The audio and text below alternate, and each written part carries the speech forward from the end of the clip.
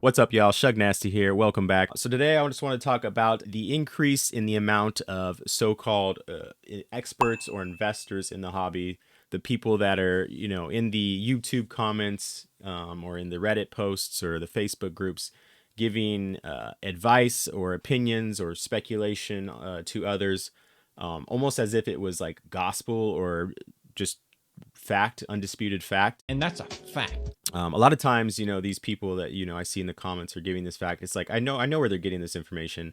It's they heard it from their favorite YouTuber. They read it somewhere else on online somewhere, and they're just taking it completely out of context. They're taking one soundbite, that something that their brain wanted to hear, and that's where the brain remembered that one piece of information, and ignored all the other caveats or nuance that came with it. And they took that, they remembered it, they downloaded it, and then they just upload it to apply it to every other aspect of Pokemon investing or whatever. It's usually related to Pokemon investing, is where I see it the most.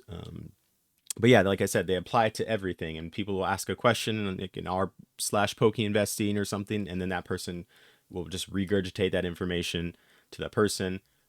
And it's not always fact. Sometimes it is. There's a lot of times it is, somewhat truthful in what they're saying. But there's a lot, like I said, there's a lot of nuance that's left out, and that person maybe they're new. A lot of times the people on r/Pokemon investing are new, and they're coming there for the answers, for more knowledge or trying to learn, and it's just giving them that generic answer without the nuance, and that's not helping them. You're just telling them one side of what could be the outcome, or what's a potential option or play, or should they how should they invest their money into Pokemon, which is just not helpful in my opinion. And the more people that do that, the more people that just unquestionably like are consuming this content and believing what they hear on the internet, and they'll themselves may just start regurgitating that information too, without double checking or fact checking. There's no quality assurance in the content being consumed, and the more and more people that are saying this, the more and more people start to believe it, and then it just grows and grows into this big lie in Pokemon. And there's uh it can become harmful. Not saying it is right now, because a lot of what at least investing related, a lot of what's being like, I don't want to call it propaganda. I think that's going too far, but a lot of the stuff is doing really great, which is it's kind of another point to this. It kind of compounds this whole thing that I'm talking about right now, is the fact that the demand in Pokemon and the hype right now, it's so high. So like everything modern in the last, couple years, it's not hard to hit in Pokemon. You can make a play. You could say, "Oh, buy this Charizard card, grade it, sell it. It's a play. It's guaranteed money." It's like, okay, well, yeah, like what is it right now in Pokemon? Almost everything's going up right now. So it just compounds these people hear a YouTuber make a statement about like, "Oh, buy this now." And and then it actually comes to fruition. Actually, they're like, "Oh, I 2x my money in 6 months," or whatever it is.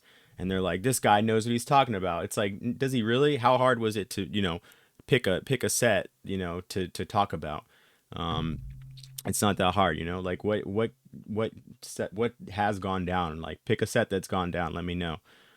There probably is something. Somebody will let me know in the comments. Um, but yeah, like I said, it's compounding that belief that, okay, they're talking about. Obviously it's proven right here. I don't need to fact check them. I don't need to do my own homework. I'll just listen to them every day give me advice on YouTube. But what happens when the hype dies, when the demand goes down, when there's so much supply that there's not enough demand to meet that supply? People may say that it's not going to be for a while, but you never know. Nobody knows. How are you going to make those decisions, especially if you're over leveraged yourself in Pokemon, and you've over leveraged? That's like probably the worst thing you do. If you're going to over leverage yourself, do it with the knowledge that you like, your understanding of the market yourself. Don't do it based on what a YouTuber says. Just because somebody has a background like this, you're gonna believe them. Like, I know Brian Pokemon NE, shout out to him, has his credibility check because he has all his boxes and his multi-million-dollar company. It's like, okay, yeah, he's credible. But this dude could literally, nothing against him, I'm not like attacking him right now, so don't think that's what this is. But this dude, he could say whatever he wants tomorrow. He can make a video about whatever he wants, and he's got enough followers and people and credibility. People like see all this shit in the background that they'll believe him because they won't do their own homework.